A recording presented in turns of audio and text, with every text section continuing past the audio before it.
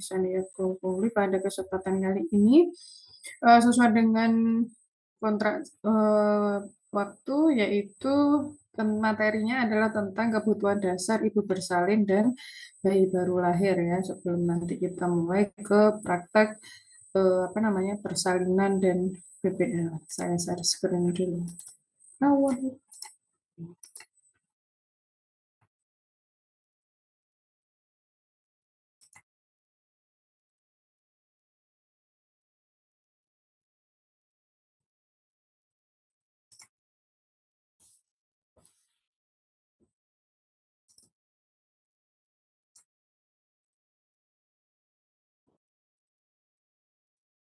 Ya, share screen saya sudah terlihat. Sudah, Ibu. Sudah, Ibu. Baik, terima kasih. Kalau misalkan di tengah-tengah saya menjelaskan, ternyata ada kendala sinyal yang menyebabkan suara saya terputus atau saya terlempar dari Zoom. Ketika saya masuk kembali, tolong nanti saya diingatkan ya sampai di mana tadi untuk terputusnya. Ya baik, kebutuhan dasar ibu bersalin dan bayi baru lahir. Yang pertama adalah kebutuhan dasar ibu bersalin kala 1 sampai 4 ya. Yang pertama adalah kala pembukaan. Kalau kala pembukaan, kala 1 dimulai sejak kapan? Kemarin kala 1 dimulai sejak apa? Izin menjawab. Iya, langsung saja. Kala 1 dimulai sejak Dimulainya ada pembukaan, mulai keluarnya lendir darah sama terembesnya ketuban, Ibu. Sampai kapan? Sampai pembukaan lengkap, Ibu. Pembukaannya sudah 10 cm. Iya, betul. Terima kasih, Al-Safira. Oke, Ibu, Jadi kala sama-sama. 1 dimulai ya sejak adanya kontraksi yang teratur yang menyebabkan pembukaan pada serviks ya. Apakah itu nanti disertai dengan keluarnya air ketuban atau merembesnya air ketuban atau tidak merembes air ketuban, artinya ketubannya masih utuh ya. Sampai kapan? Sampai pembukaan lengkap atau pembukaan 10. Tentu saja pada saat persalinan ya, mulai dari kala 1 sampai kala 4 itu nanti pasti ada kebutuhan-kebutuhan yang diperlukan oleh ibu pada saat bersalin. Apa saja itu? Pada kala 1, ibu membutuhkan dukungan fisik dan psikologis untuk membantu kemajuan persalinan secara fisiologis. Jelas di sini ya, bahwa dukungan fisik itu berupa apa ya? Bisa pada saat ada kontraksi, pendamping persalinan itu melakukan masas, misalkan di pinggang, di punggung, begitu ya. Kemudian dukungan psikologis bisa berasal dari keluarga, bisa berasal dari nakes ya, dari bidan itu sendiri. Nah, tentu saja dukungan psikologis ini merupakan satu aspek penting ya. Tidak jarang ibu yang dia mengalami trauma pada saat persalinan dikarenakan apa? Dikarenakan tindakan dari tenaga kesehatan yang mungkin tidak bisa diterima oleh ibu. Contoh misalkan dari segi verbal ya, bahasa begitu. Pasti sedikit banyak kalian sudah pernah dengar ya, Bu bidan yang dia mungkin secara verbal itu kurang memberikan dukungan secara psikologis ya. Recording in progress. Oke, terus kemudian yang kedua adalah hidrasi dan nutrisi ringan, membantu menjaga energi kontraksi. Jelas bahwa untuk menghasilkan suatu energi di situ butuh suatu proses metabolisme. Metabolisme itu pasti akan membutuhkan intake ya. Intake-nya dari mana? Dari hidrasi, dari air, dari cairan dan nutrisi. Kalau pada saat persalinan di sela-sela kontraksi boleh ibu diberikan makanan dan minuman sepanjang apa? Sepanjang dia tidak mengganggu ibunya. Jadi kalau misalkan pada saat proses persalinan itu kan ada kontraksi ya di kala 1. Bisa jadi ibu sudah tidak mau makan nasi, ibu sudah tidak mau makan makanan yang berat. Maka berikan makanan-makanan yang ringan yang dia membantu untuk meningkatkan energi. Contoh misalkan kurma atau misalkan telur rebus ya yang dia gampang untuk diubah menjadi energi atau roti misalkan. roti yang dia manis begitu. Terus kemudian hidrasi. Hidrasi itu tidak sebatas di air putih saja ya. Bisa pakai air teh yang dia ada gulanya ya, atau pakai air misalkan rendaman kurma, atau misalkan jus ya, atau misalkan susu dingin yang dia bisa membantu untuk meningkatkan energi dari ibu. Jadi dia diberikan sedikit-sedikit, tapi secara teratur. Di sela-sela kontraksi, misalkan kontraksinya dia sudah sudah mereda, maka ibu boleh nyemil kurma, ambil satu kurma ya. Gula yang terdapat pada kurma misalkan itu nanti bisa diubah secara cepat untuk menjadi energi yang membantu apa? Membantu memperkuat kontraksi ya. Kemudian mobilisasi ya. Ini juga kebutuhan dasar ibu bersalin. Mobilisasi ini adalah perubahan gerak ya. Jadi ibu tidak hanya telentang di atas tempat tidur atau di atas bed, tapi ada berbagai macam posisi-posisi yang dia bisa digunakan pada saat di kala satu ya. Nah, pun hanya posisi tegak di ini maksudnya bagaimana? Kalau misalkan telentang itu kan dia posisinya mendatar ya. Kalau posisi tegak itu artinya ibu bisa duduk atau ibu bisa berdiri ya. Dengan harapan pada saat posisi tegak ini gaya gravitasi akan membantu turunnya kepala janin ya. Nah, kemudian dukungan emosional ini yang dibutuhkan oleh ibu ya, terbukti menurunkan kecemasan dan hormon stres yang dapat menghambat kontraksi. Oke. Kemudian kala dua kalau tadi kala satu ini adalah pembukaan, maka kala dua ini adalah pengeluaran janin atau fetus atau bayinya. Ibu membutuhkan kebebasan memilih posisi melahirkan yang nyaman, ya. Artinya, posisi melahirkan yang nyaman itu tidak boleh kita langsung strict, Bu, Ibu posisinya tidur saja, kecuali kalau ada kondisi kontraindikasi dalam memilih posisi yang lain. Misalkan dia posisinya posisi ada kontraindikasi ketubannya sudah pecah KPD misalkan, maka dia tidak boleh ganti-ganti posisi, maka dia harus ada di atas tempat tidur supaya ketubannya tidak kering ya. Tetapi pada saat persalinan normal, persalinan yang fisiologis, berikan kebebasan kepada ibu bersalin untuk memilih posisi melahirkan yang nyaman. Dukungan saat meneran ya, artinya apa? Dukungan itu bisa secara verbal ya, kemudian secara fisik misalkan pada saat di sela-sela kontraksi ibu keringatnya diseka, terus kemudian diberi dukungan secara verbal, ayo Bu, ibu pasti bisa ya. Nah, pada saat ibu kontraksi beri pujian ya, misalkan, ya pinter Bu, ayo terus Ibu. Nah, seperti itu. Dukungan-dukungan saat meneran ini adalah suatu kebutuhan untuk ibunya. Supaya apa? Supaya dia termotivasi, dia punya kepercayaan diri bahwa dia akan bisa melahirkan secara normal. Serta bimbingan yang tepat agar tidak terjadi kelelahan dan trauma perineum. Trauma perineum di sini maksudnya adalah laserasi ya di perineum ya, robekan di perineum.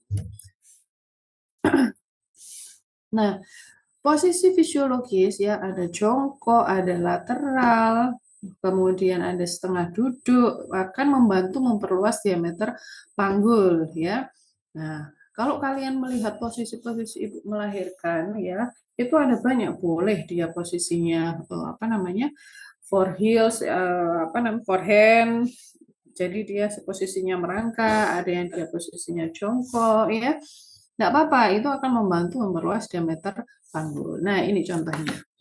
Ini adalah beberapa posisi ya effective birthing position. Satu, nah ini adalah posisinya tegak ya, standing position dengan support of chair. Jadi dia posisinya berdiri. Secara fisiologis, posisi yang tegak ini dia akan membantu penurunan kepala janin dengan bantuan gaya gravitasi. Selain itu, dia akan memperluas diameter panggul. Kemudian sitting position. Nah, sitting position ini kalau dia masih di kala satu ya, di kala satu ini boleh posisinya seperti ini ya. Kemudian second stage of birth in vertical position dengan partner. Jadi ini di kala 2 ya. Ibunya dia bersandar kepada si bapak atau ke si suami ya. Kemudian ada kontak ya. Nah, ini dia posisinya adalah setengah duduk. Kemudian ini yang keempat ini crouching position ya. Jadi si suami itu di belakang ibu, kemudian dia ngangkat ibu, kemudian untuk membantu penurunan dari kepala. Kemudian ini posisi yang selanjutnya, boleh ya posisinya bantal ditumpuk, kemudian dia posisi seperti knee elbow ya. Nah, ini. Kemudian posisi selanjutnya adalah posisi jongkok ya, posisi jongkok ini dia juga membantu maksimum kiposis ya. Maksimum kiposis ini berarti artinya apa? Diameter panggulnya dia akan terbuka. Kemudian perineum is relief karena apa? Perineumnya itu dia tidak tertekan oleh kepala janin. Berbeda halnya dengan pada saat posisi tidur ya. Kalau posisi tidur, perineum itu akan tertekan oleh si kepala, sehingga akan ada nyeri di perineumnya. Kalau posisi yang ini, perineumnya akan lebih ringan, artinya dia tidak terlalu tertekan. Kemudian posisi squat. Ya. Selanjutnya adalah side lying position. Nah, ini adalah pada saat skala 1 boleh, skala 2 pun dia juga bisa posisi seperti ini. Dan ini adalah posisi knee elbow position ya. Jadi posisinya merangkak. Ini adalah berbagai macam posisi yang bisa digunakan pada kala 1 dan kala 2 persalinan. Baik, kita masuk ke kala 3 untuk pengeluaran plasenta. Kemarin pengeluaran plasenta harus dilaksanakan atau selesai dalam waktu berapa lama? Di kala 3 kemarin,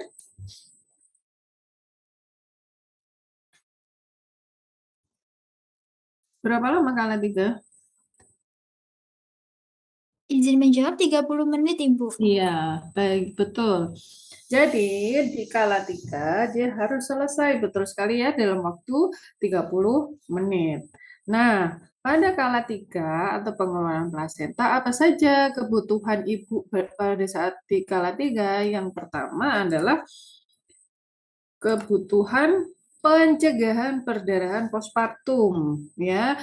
Ini sudah sempat kita singgung pada pertemuan sebelumnya. Bagaimana cara mencegah perdarahan postpartum? Yaitu dengan MAK3 atau manajemen aktif kala 3. Apa saja? Pemberian uterotonika. Uterotonika kemarin pakai apa? Yang dianjurkan.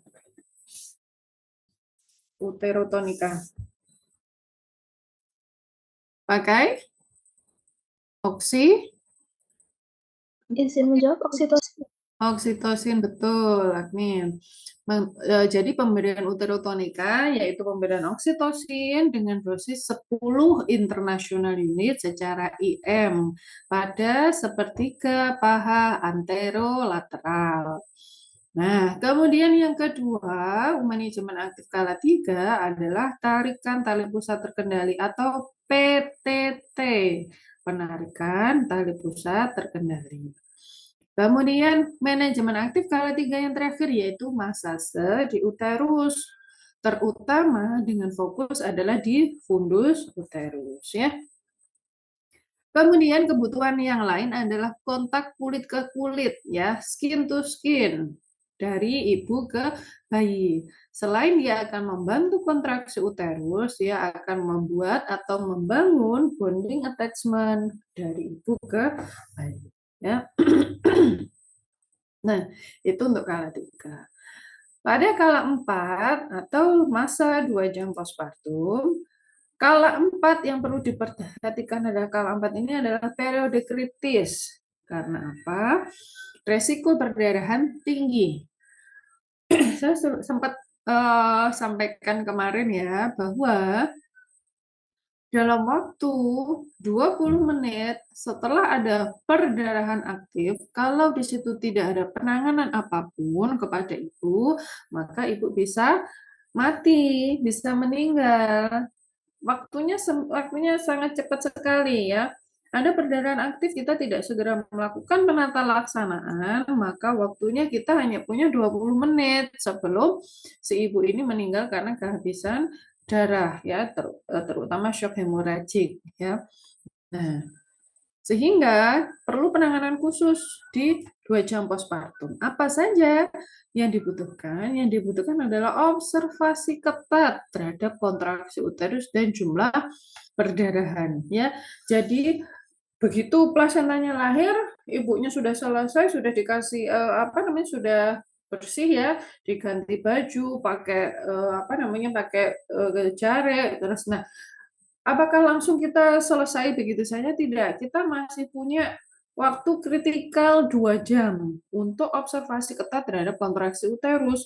Karena tidak jarang ibu yang dia misalkan dia sudah kita hitting misalkan ya, sudah kita jahit. Tapi ternyata ada hitting yang dia tidak menutup penutupannya kurang sempurna misalkan, atau masih ada celah perdarahan sehingga pada saat kala 4-nya sor terus-terusan ya ada perdarahan. Nah, itu harus kita observasi. Terutama kontraksi uterus ya. Karena kontraksi uterus seperti yang saya bilang sebelumnya, dia tidak berhenti di kala 2. Kontraksi uterus itu harus tetap ada, dia diperlukan sampai kala 4.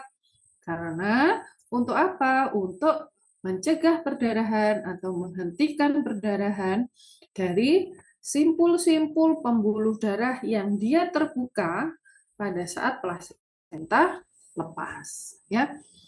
Nah, jumlah perdarahan perlu kita observasi juga ya, jangan sampai ibu jumlah perdarahannya itu lebih dari 500 cc pada persalinan fisiologis ya.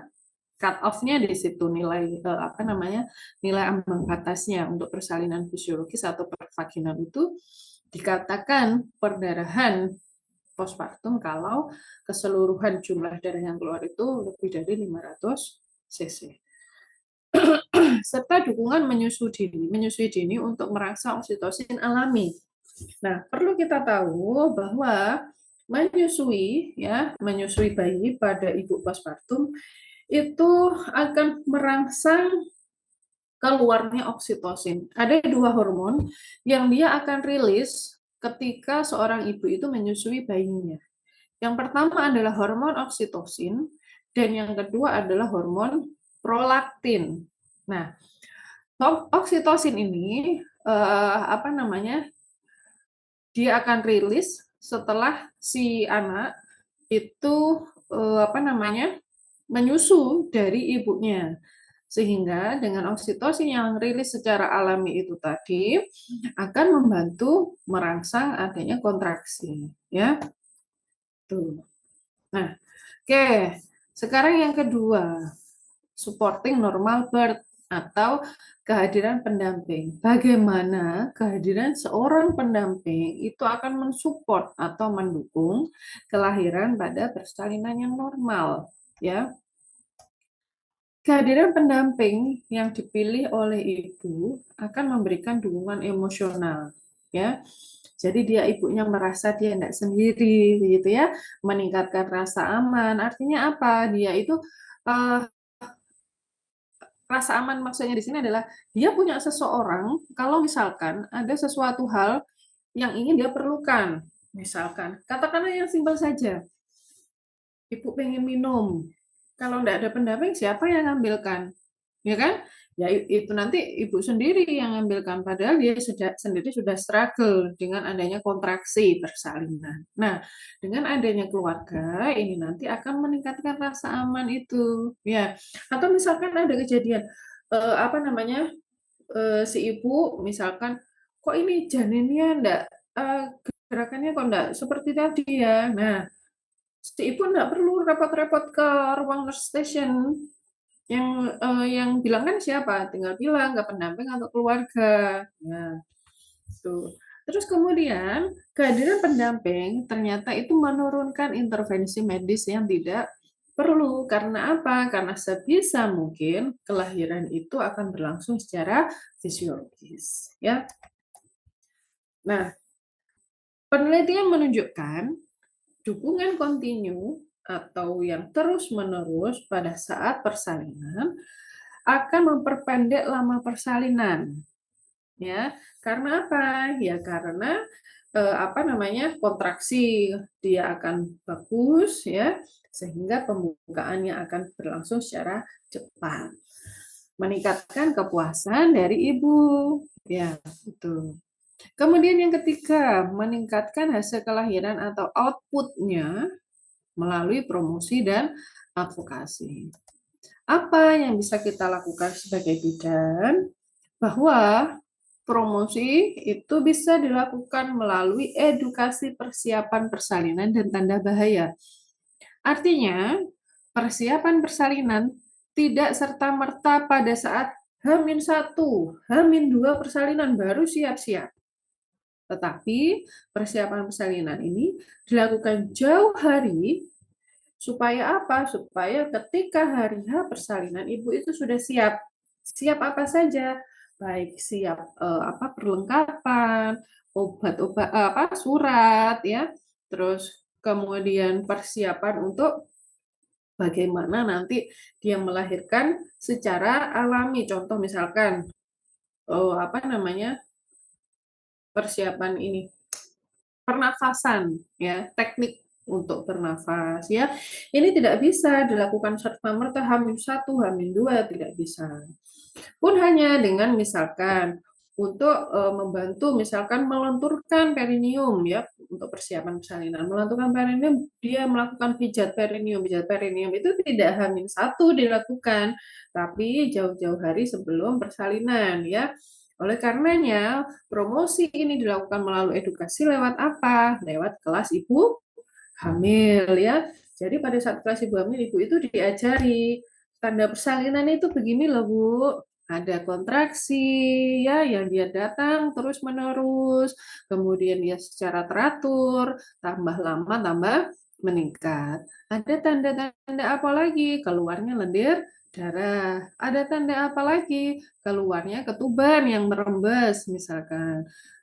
Diajari ibunya, bedanya apa ketuban yang merembes dengan cairan pipis misalkan atau air seni atau air kencing atau urin. Bedanya apa? Nah, itu dikenalkan pada saat kelas ibu hamil. Sehingga ibu sebelum persalinan dia sudah punya pengetahuan, oh ini tuh kontraksinya yang pada saat persalinan ini kontraksi palsu atau kontraksi yang sesungguhnya. Ibu sudah bisa tahu, aware ya. Advokasi di sini berarti bidan melindungi hak ibu untuk mendapatkan informasi. Ya. Suara saya masih terdengar ya? Terdengar ya, Bu? Terdengar Ibu.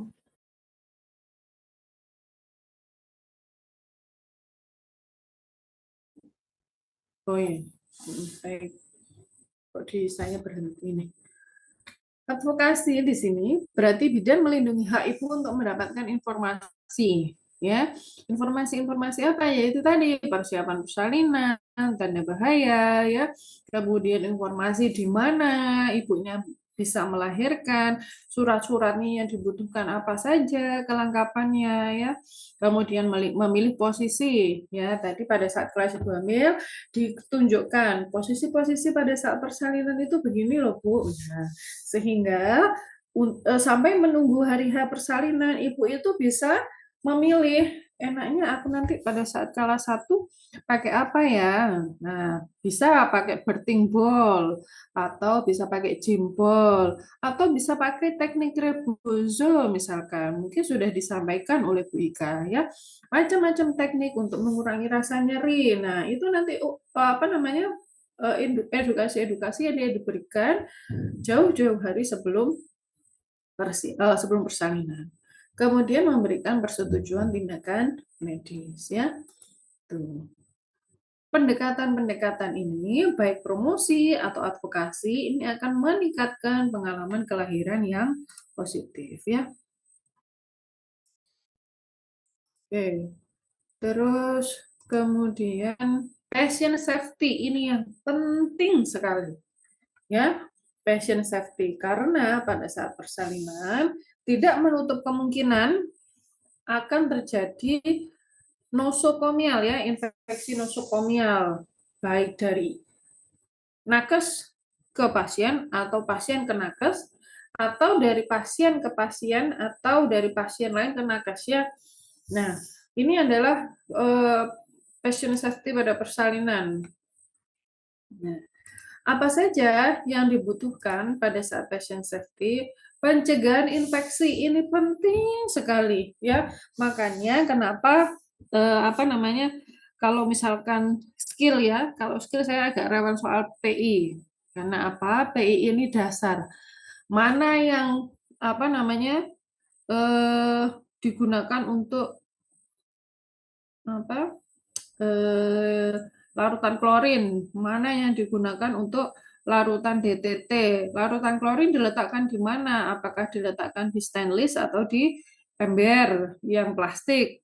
Kalau larutan klorin diletakkannya di mana?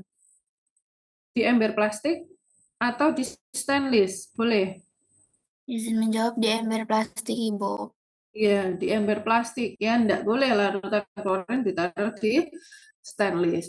Kemudian yang biasanya terlewatkan itu adalah pencegahan infeksi untuk prinsip sterilitas ya. Biasanya ini yang sering kali abai dilakukan. Apa? Bahwa ingat sterilitas itu misalkan pemakaian handskun steril ketemu dengan steril, non steril ketemu dengan non steril. Sehingga ketika kita pakai handskun ya, itu bagaimana yang betul. Kemudian kalau sudah pakai handskun, itu dia enggak boleh pegang-pegang instrumen yang lain ya, bisa on. Nah, pada pencegahan infeksi ini selain digunakan untuk mencegah infeksi pada ibu juga akan melindungi kita supaya apa kita tidak tertular atau kita tidak kena penyakit dari si ibu ya. Kemudian patient safety yang kedua adalah penggunaan partograf ya. Partograf itu ada 2 halaman, halaman depan dan halaman belakang. Halaman depan ini untuk memantau kemajuan persalinan pada kala berapa sudah dikasih untuk partograf. Izin menjawab untuk partograf belum, Ibu? Oh belum ya, nanti di kala 1 akan diajarkan oleh Bu Ika ya. Jadi partograf ini adalah suatu instrumen yang digunakan secara nasional untuk memantau kemajuan persalinan ya. Kenapa saya bilang nasional? Karena kalau Anda bandingkan partograf Indonesia dengan partograf yang ada di luar negeri itu akan ada perbedaan. Namun pada prinsipnya partograf ini digunakan ya, jadi dia lembaran begitu isinya ada grafik kotak-kotak, di situ kita ngisi untuk kontraksi, kemudian untuk DJJ atau denyut jantung janin, penyusupan dari kepala janin ya, terus kemudian ketubannya kita cek, TTV-nya, kalau misalkan dia diberi induksi atau augmentasi. Nah, di situ kita catatkan berapa obatnya, apakah dia dikasih infus atau enggak ya. Pun hanya dengan pengeluaran misalkan BAB, BA atau BAB BAK ya, urinnya berapa cc, apakah pada saat itu dilakukan pemeriksaan protein urin misalkan atas indikasi dan lain sebagainya itu tercatat di partograf. Nah, partograf ini untuk memantau kemajuan persalinan. Jadi halaman depan itu untuk kala 1, halaman belakang itu untuk mendokumentasikan secara keseluruhan mulai kala 1 sampai kala 4. Kemudian dokumentasi identifikasi ibu dan bayi secara benar. Ini juga penting untuk patient safety. Karena tidak jarang ya kita lihat berita ada bayi yang tertukar ya di rumah sakit. Entah itu bagaimana, apakah itu atas kelalaian dari petugas. Jangan sampai itu terjadi ya. Identifikasi ibu dan bayi secara benar. Jadi baru tahun kemarin itu saya tidak menyebutkan TPMB ya. Ada satu kejadian di TPMB masih di apa namanya Kabupaten Malang ya. Masih di lingkup kita. Jadi Bu Bidan ini memang beliau punya beberapa asisten ya. Nah, pada saat persalinan beliau nolong persalinan dan ternyata di hari yang sama itu ada 2 atau 3 persalinan kalau tidak salah. Nah, kemudian pada saat itu sudah selesai semua persalinan ya si 2 atau 3 ibu bersalin ini tadi. Pada saat mau pulang, si Ibu Bidan ini ditanya oleh Kakung nopo estri, ya, perempuan atau laki-laki si bayi baru lahirnya. Dijawablah oleh Bu Bidan, tanya sih kepada si asisten. Karena enggak hafal Bu Bidan kebetulan ya. Terus kemudian si asistennya, asisten Bu Bidannya ini tadi jawab laki-laki Bu. Oh, terus kemudian beliaunya qadarullah enggak cross check ya, enggak cross check ke si bayinya. Kemudian dia sampaikan kepada keluarga yang menunggu. Laki-laki Bu. Nah, begitu pulang, ketika dia sudah pulang, ternyata di rumah dibuka, lah ternyata perempuan. Kaget itu si keluarga. Baliklah ke Bu Bidan. Bu, lah ini kok perempuan? Nah, setelah itu dirunut. Akhirnya kesalahan dari asprinnya, Bu asistennya ya. Dia tidak cross check ke bayinya sebelum ngomong ke Bu bidannya. Tapi memang betul itu si bayi. Jadi identifikasi ya, terutama jenis kelamin itu sangat penting sekali ya. Ya, supaya tidak ada miss di sini. Ya, akhirnya ya Bu bidannya akhirnya menjelaskan ke keluarganya ini betul ini bayinya karena begini begini begini. Nah, ini menjadi suatu pelajaran penting ya.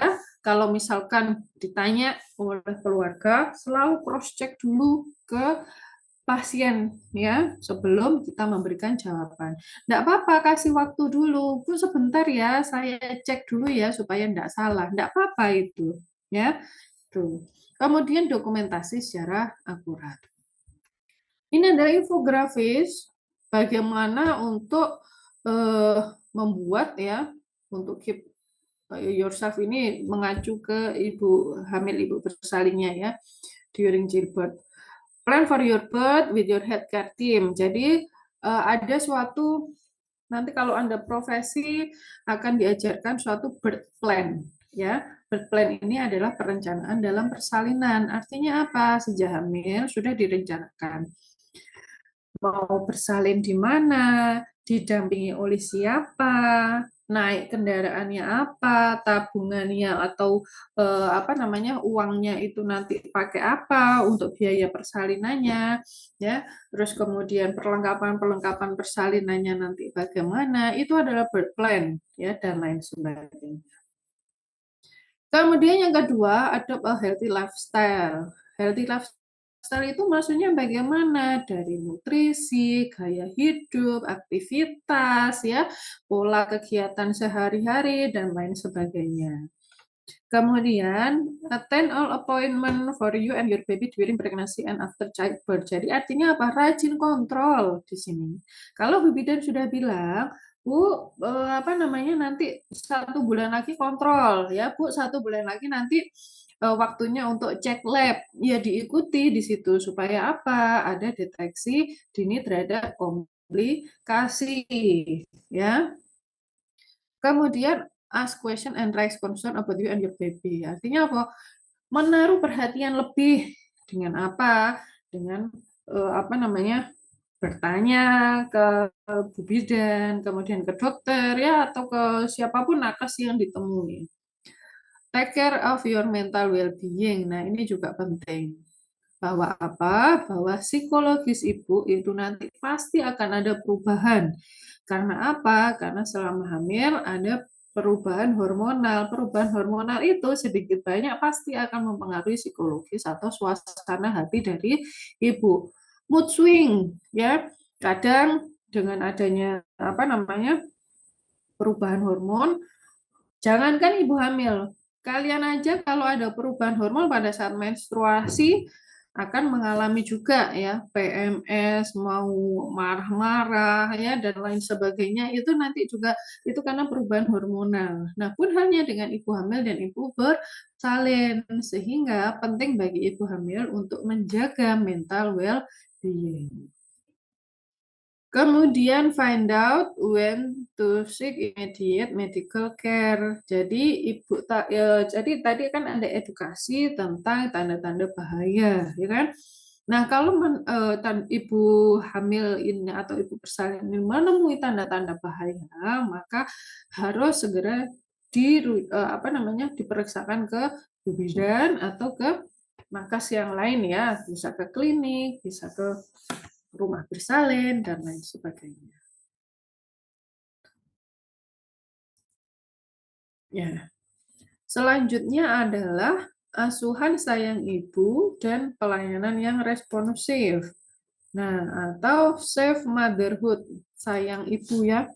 Asuhan sayang ibu ini menekankan penghormatan terhadap martabat perempuan, ya, komunikasi empatik, artinya tidak boleh judgmental, ya, menjaga privasi. Makanya kenapa sejak dari awal Anda kalau mesti kan di checklist kan di situ menjaga privasi dengan menutup pintu, menutup jendela ya. Nah, selain itu privasi apa lagi yang dijaga? Privasi data dari klien atau privasi data dari ibu.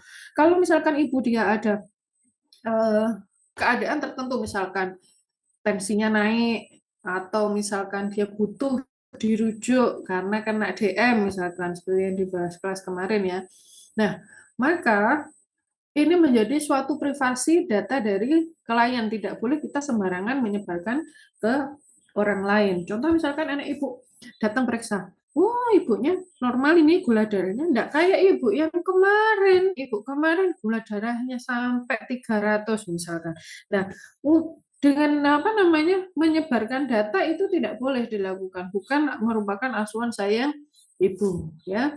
Kemudian selanjutnya adalah bebas kekerasan verbal maupun fisik. Artinya apa? Saring apa yang kita sampaikan kepada ibu. Makanya otak harus berpikir dulu sebelum mulut. Jangan mulut yang kerja dulu, baru otak yang bekerja.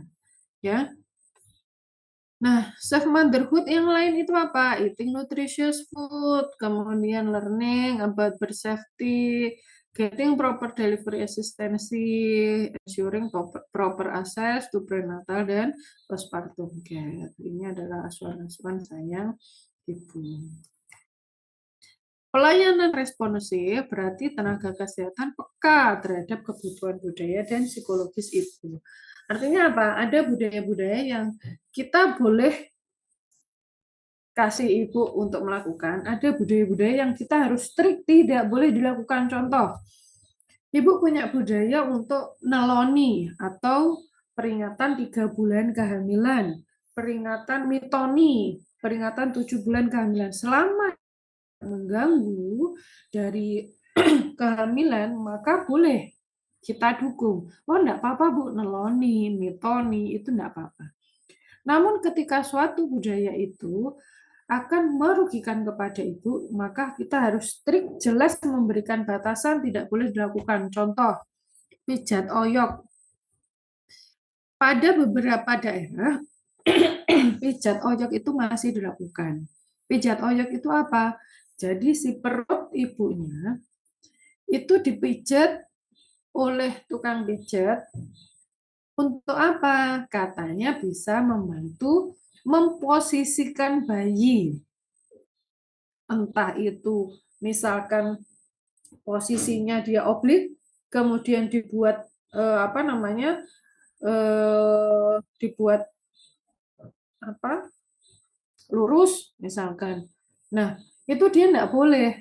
Karena apa? Di dalam proses pijat oyok itu bisa jadi ada komplikasi yang terjadi.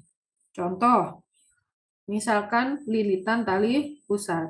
Kalau di dalam uterus ada lilitan tali pusat, maka terjadi hipoksi. Akhirnya apa? Denyut jantungnya mengalami penurunan. Yang paling parah adalah bayi bisa mati di dalam kandungan, ya.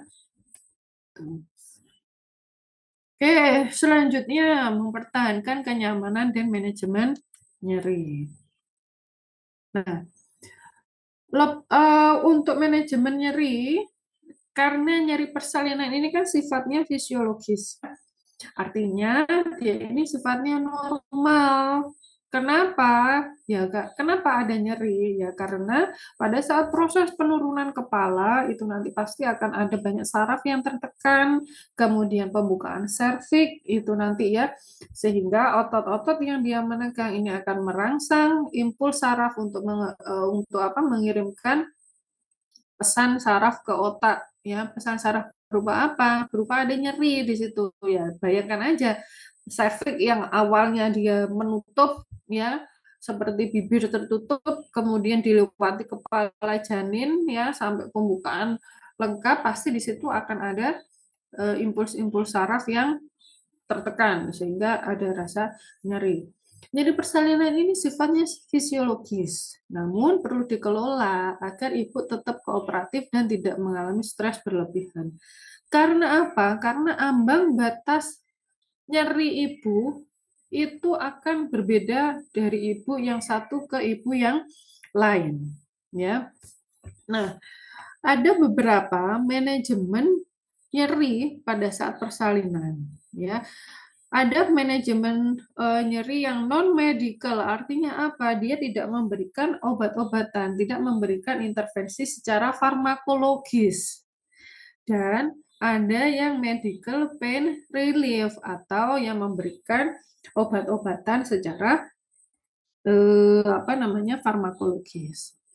Nah, kalau kita lihat di sini ada non-medical pain relief atau non-farmakologis. Dengan cara apa? Dengan cara movement atau mobilisasi dan positioning.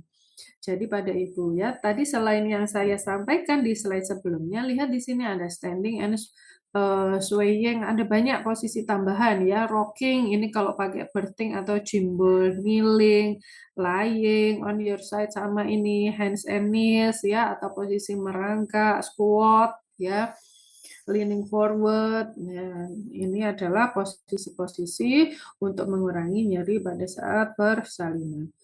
Nah, kalau pada selain itu apalagi? Selain itu ada meditasi ya. Meditasi supaya apa? Supaya ada mindful ya di di pikiran si ibu, bahwa ibu nanti akan merasa dia akan bisa untuk untuk mengalami atau untuk melewati proses persalinan. Kemudian apalagi yang non medical dengan aromaterapi ya. Anda kalau di kos-kosan, kalau di rumah begitu pasang aromaterapi kan rasanya rileks begitu ya. Wah, dengan induksi bau-bauan itu akan merangsang otak kita supaya apa? Supaya tenang, nyaman ya. Nah, itu. Kemudian selanjutnya adalah dengan shower atau dengan berendam air panas ya, atau mandi dengan air panas ya. Kemudian water bath ini kalau di luar negeri sudah jamak dilakukan, tetapi di Indonesia masih belum ada kebijakan seorang bidan boleh melakukan water bath ya. Itu. Terus kemudian ada acupressure juga, acupressure jadi dia ditekan di beberapa titik untuk menghambat atau memblok kiriman saraf ya, info saraf tadi, supaya apa? Supaya informasi sakit atau nyeri tadi tidak sampai ke otak. Nah, kemudian dengan medical pain relief atau dengan secara farmakologis bisa menggunakan opioid ya, ini harus tentu saja ini harus dengan petunjuk dokter ya. Kemudian dengan nitrous oxide, jadi dia seperti pakai masker oksigen itu ya, itu. Terus kemudian epidural ya, jadi ini pengurangan rasa nyeri dengan epidural. Ini 0 sampai 10 ini apa? 0 sampai 10 ini adalah skala nyeri, mulai dari 0 skala nyerinya. Kalau 0 itu nggak merasa nyeri sama sekali, ibunya masih happy-happy, nggak merasa nyeri apa-apa. Terus kemudian berlanjut sampai yang paling tinggi adalah unable. Unable to move artinya apa? Saking nyerinya dia sampai nggak bisa ke mana-mana. Ya, itu skala nyeri 0 sampai 10. Nah, teknik non farmakologi seperti teknik nafas, masas, perubahan posisi, ini menjadi pilihan utama karena apa? Aman dan minim efek samping ya.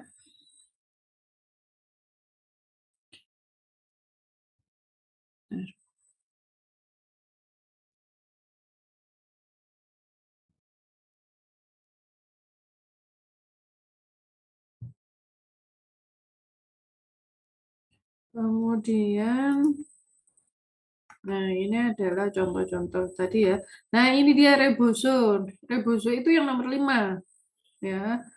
Nah, ini apa namanya rebozo itu jadi dia pakai kain selendang, terus kemudian digoyangkan pinggul ibunya dengan rocking position ya. Jadi dengan menggoyangkan pinggul si ibunya ini akan mengurangi rasa nyeri dan kemudian membantu penurunan dari kepala bayi. Coba nanti kamu cek di YouTube ya, banyak di situ apa namanya contoh-contoh rebozo ya.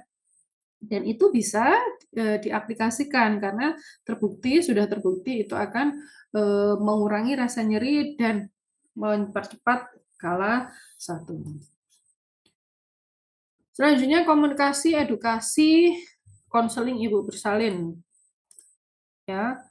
Komunikasi terapeutik membantu ibu memahami proses persalinan dan mengurangi kecemasan. Edukasi diberikan bertahap sesuai dengan fase persalinan dan edukasi ini kembali saya tegaskan bahwa dia tidak dilakukan H-1 atau H persalinan, tetapi dilakukan jauh-jauh hari ya pada saat ibunya pas kehamilan, dia diberikan edukasi lewat kelas ibu hamil, lewat konseling pada saat ibunya kontrol itu juga bisa dilakukan edukasi. Konseling harus bersifat dua arah. Artinya apa? Kita mendengarkan apa yang disampaikan oleh ibu ya, menghargai pilihan ibu dan berbasis inform consent. Jadi yang namanya konseling itu bukan kita yang banyak ngomong ya, tapi kita juga berperan sebagai pendengar. Artinya apa? Ibunya mau cerita apa, dengarkan saja dulu. Yang penting kemarin saya sampaikan pada saat psikologi perkembangan, validasi perasaan ibu itu yang penting sekali ya. Nah, konseling harus bersifat dua arah. Artinya apa? Jadi kalau misalkan kita selesai memberikan edukasi, kita sampaikan bagaimana ibu bisa ulang kembali apa yang sudah saya jelaskan tadi, atau setelah Anda selesai begitu, bagaimana Bu? Ada yang mau dikonfirmasi kembali, ada yang mau ditanyakan lagi. Nah, ini harus bersifat dua arah ya. Sehingga ibu merasa dia itu pilihannya dihargai begitu ya. Nah, ini adalah saya ambil dari jurnal ini ya.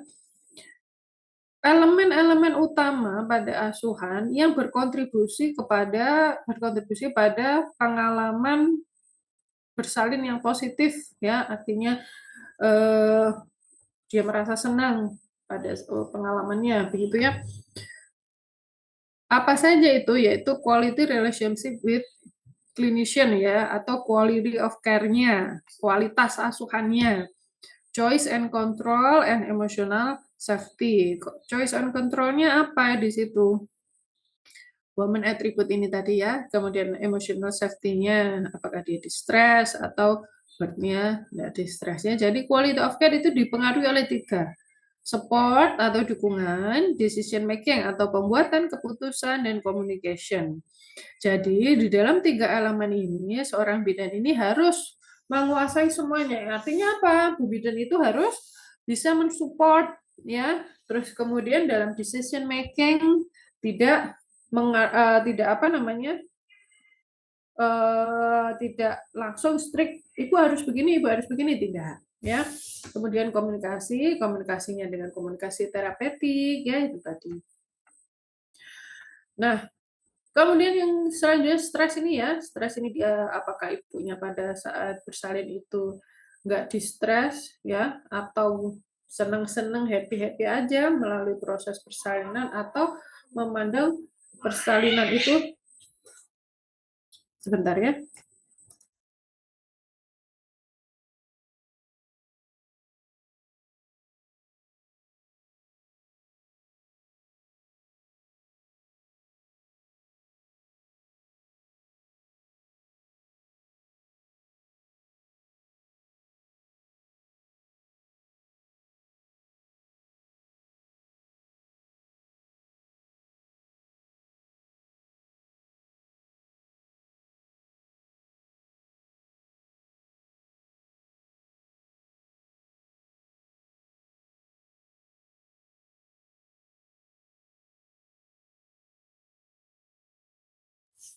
Ya, mohon maaf, saya lanjutkan.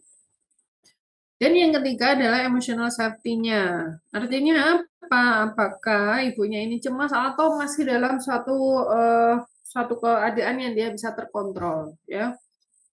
Gitu. Baik, sebelum masuk ke kebutuhan dasar bayi baru lahir, ya.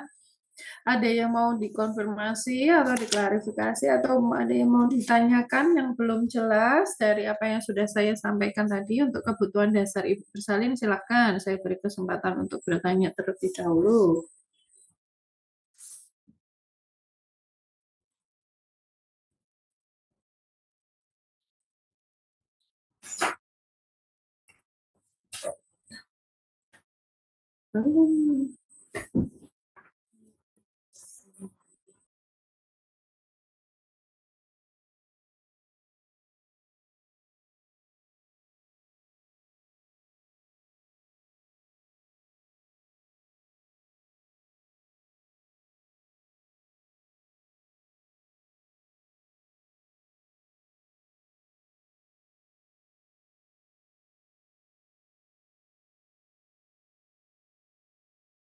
Recording in progress. Kita harus berkomunikasi dengan sejawat anak, perinatologi.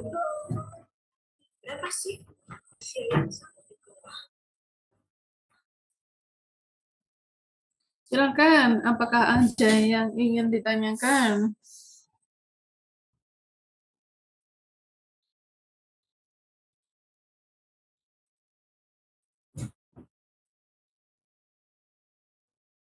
Cukup? Jelas? Sepertinya belum ada, Ibu. Ya, baik, makasih. Kita lanjut ke kebutuhan dasar bayi baru lahir ya. Baik, untuk kebutuhan dasar bayi baru lahir,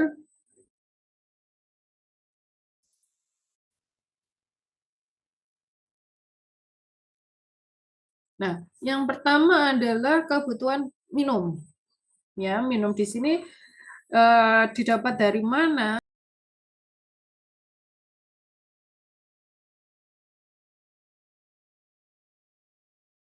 Recording in Ini progress. kebutuhan untuk cairan ya. ASI eksklusif seperti yang kita tahu ya, dia akan memberikan nutrisi secara optimal dan perlindungan imunologis atau kekebalan tubuh. Ini adalah breastfeeding scheme atau skema breastfeeding berdasarkan rekomendasi dari WHO. Dalam 1 jam setelah persalinan ya, WHO merekomendasikan early initiation of breastfeeding exclusively for 6 months. Artinya apa? Dalam waktu 1 jam sampai 6 bulan direkomendasikan untuk breastfeeding atau untuk menyusu ya, terutama ini untuk mendapatkan ASI eksklusif. Dari umur 6 bulan sampai umur 2 tahun, ini initiation of feeding. Jadi dia mulai untuk belajar makan dengan makanan yang lain, dengan secara teratur, secara konsisten, secara varietas, atau secara jenis, ya ini nanti akan meningkat. Kemudian pada umur 2 tahun dan lebih, jadi breastfeeding ini masih boleh dilakukan jika on demand atau apa namanya? On demand itu apa ya istilahnya? On demand itu apa ya? Aku kok gak permintaan ya, sesuai permintaan kalau on demand. Nah, dalam hal apa namanya?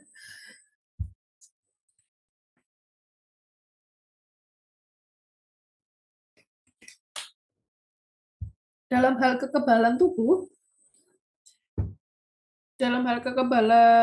ini ternyata ada sitokin yang dia berefek pada bioaktivitas dari ASI, ya.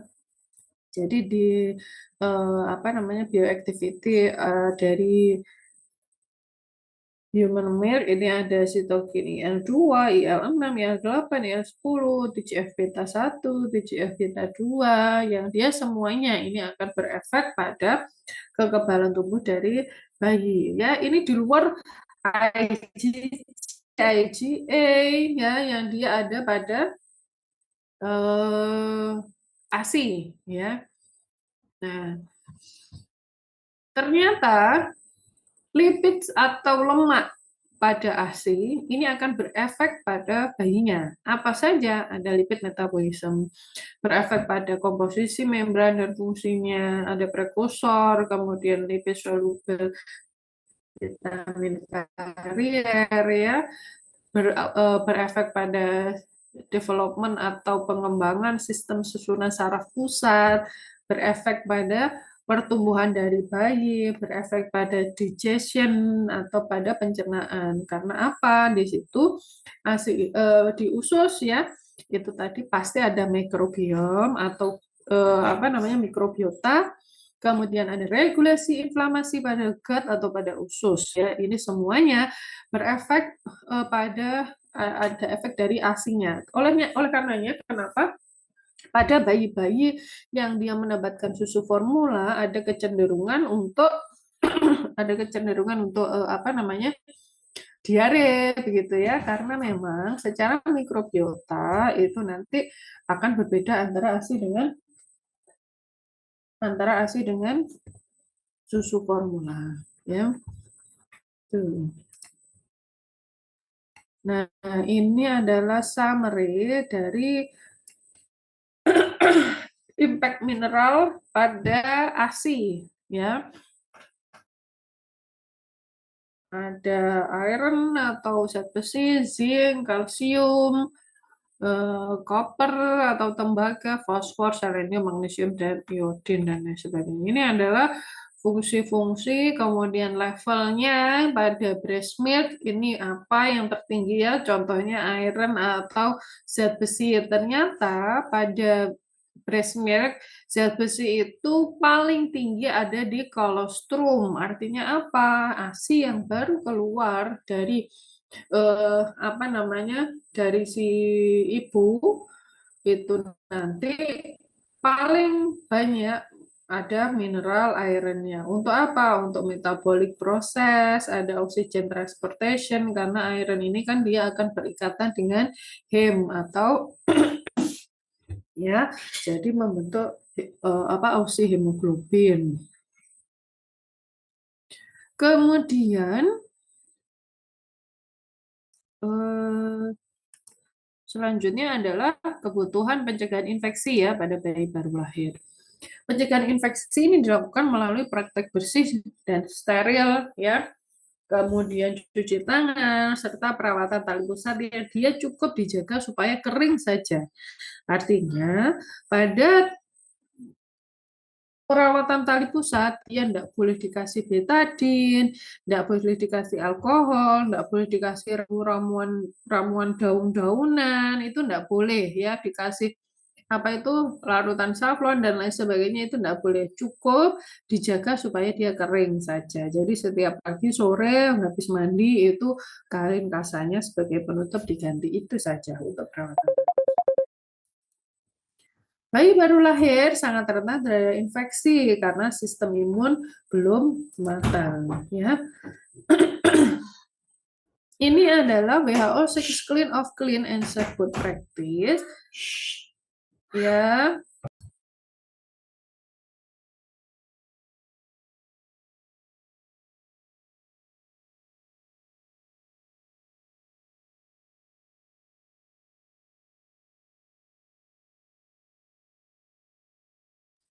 Ya, yang pertama adalah clean hands atau dijaga tangan supaya tetap bersih. Kemudian clean mother, clean delivery service, clean cord cutting, clean cord tying, dan clean cord care. Ini adalah six clean of clean, ya, dari rekomendasi WHO.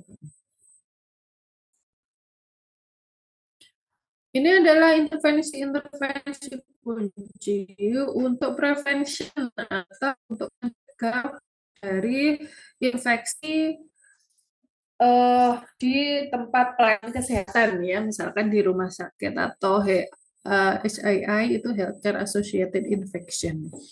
Jadi yang perlu diperhatikan di sini adalah promotion of colonization with normal flora. Jadi kita mempromot koloni dari normal flora dengan apa? Dengan kangaroo mother care, ya. Kangaroo mother care itu jadi skin to skin dari ibu ke bayi. Kemudian breast milk atau dengan pemberian ASI eksklusif. Kemudian probiotik dan reduce antibiotik exposure atau mengurangi paparan dari antibiotik.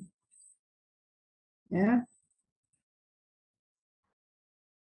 Ini untuk prevention dari kolonisasi ada patogen, ya, MDRO, transmission, delivery, decolonization strategy, hand hygiene, environmental, and equipment cleaning, dan skin anti-sepsis.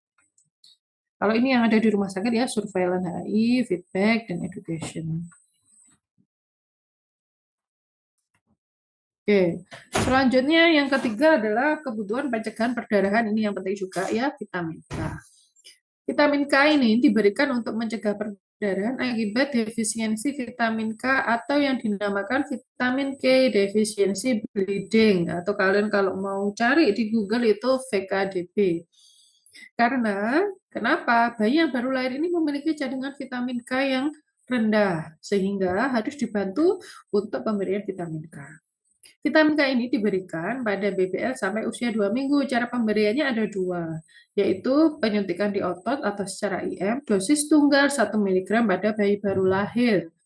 Ini yang menjadi prioritas, ya, ini wajib dilakukan pada saat selesai persalinan.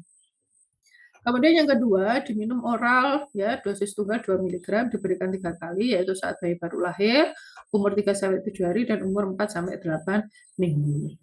Nah, di depan ini sudah disebutkan, bayi ini memiliki cadangan vitamin K yang rendah. Kenapa vitamin K itu rendah pada bayi? Karena yang pertama, usus bayi belum memiliki bakteri penghasil vitamin K. Ya.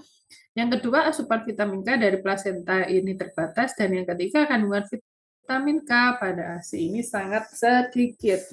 Walaupun tidak bukan nol, bukan, tapi sangat sedikit, ya.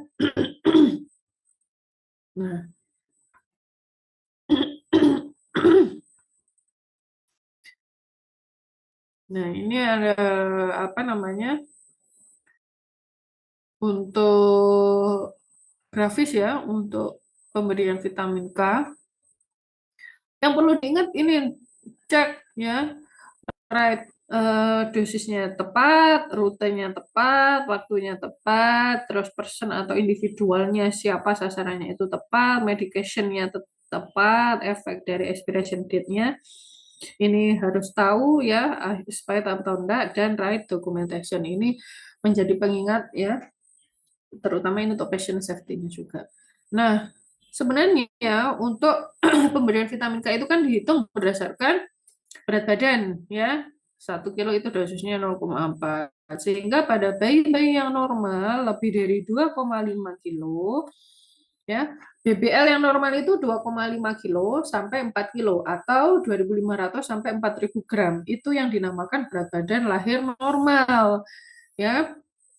Nah, untuk berat badan lahir normal, dosis yang digunakan adalah 1 miligram.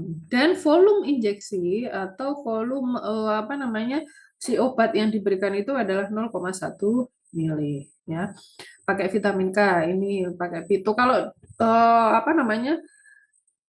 Vitadion ini kan dia merek generiknya ya, tapi isinya itu kalau di setiap merek generik itu sama Vitadion ya.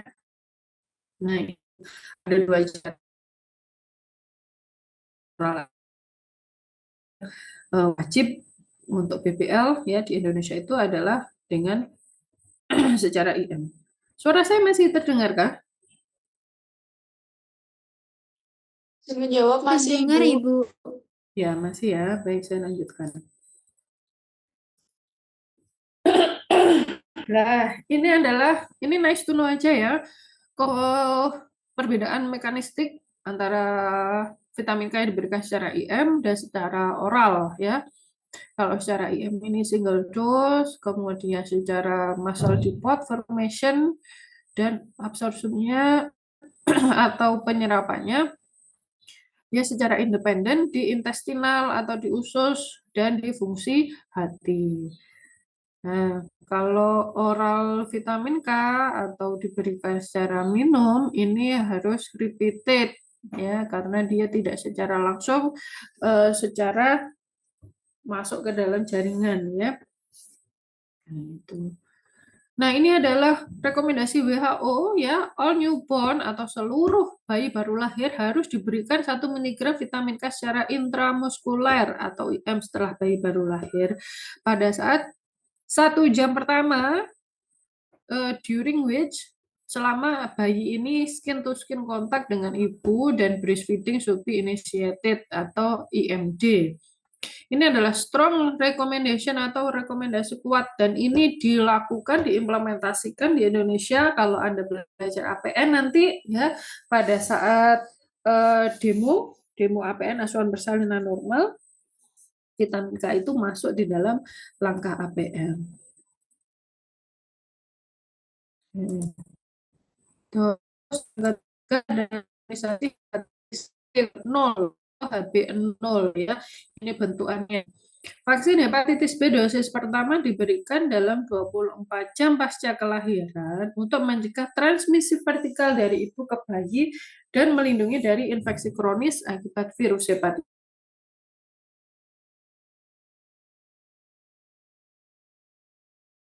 Ya, penularan hepatitis B. Disuntikkan pada paha bagian antero, ini salah ini anterolateral. Nah, ini sekalian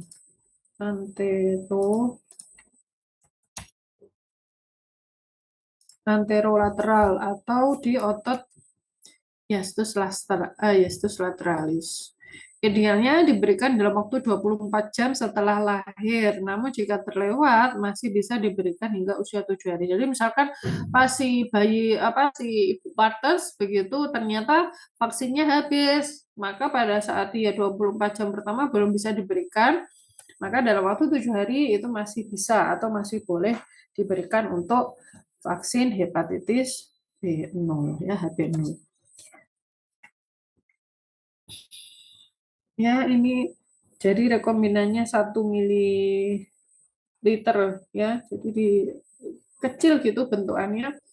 Jadi dia dimasukkan ada jarumnya terus kemudian bentukannya bulat begitu terus dipencet.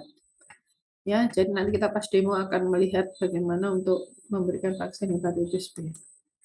Ya, itu yang sekiranya bisa saya sampaikan untuk kebutuhan dasar ibu bersalin dan bayi baru lahir. Sebelum ditutup, ada yang ingin ditanyakan terlebih dahulu?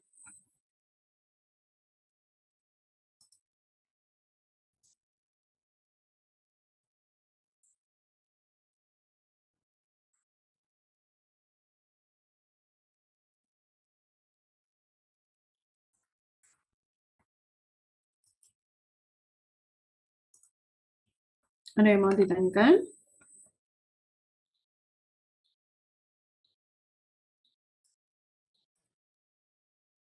Sepertinya belum ada, Ibu. Sudah cukup ya. Jadi nanti silakan untuk memperkaya referensi, silakan Anda cek di buku yang kemarin saya sampaikan ya.